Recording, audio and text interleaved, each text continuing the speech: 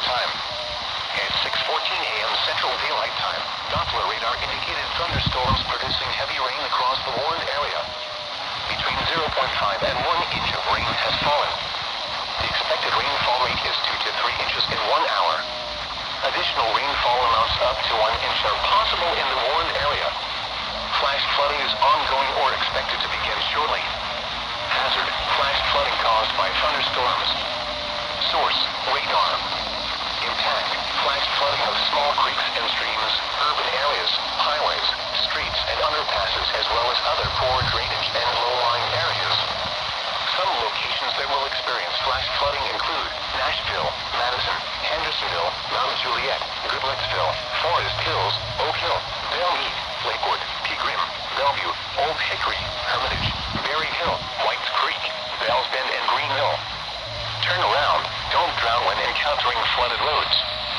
Most flood deaths occur in vehicles.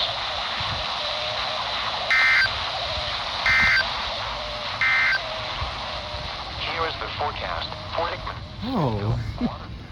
Alright, so just for context here, or prior context, so I thought I was going to film just a broadcast cycle of WXN74 here. WXN74 being the Hickman, Tennessee transmitter that I'm receiving all the way east out of Pigeon Forge or Sevier County in eastern Tennessee. WXN74 being in Smith County.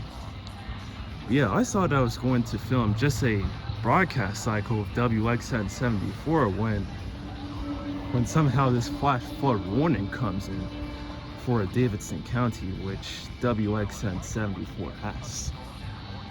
So I will say this though, so around the first 3 headers, I turned down my volume a little bit so then I could turn off the radio and put it onto normal water mode for it to receive the alert, but I thought I probably wouldn't have much time to do that, at least if I did hypothetically want this radio to activate. But nonetheless, surprising catch for what I wasn't even setting out for with this station.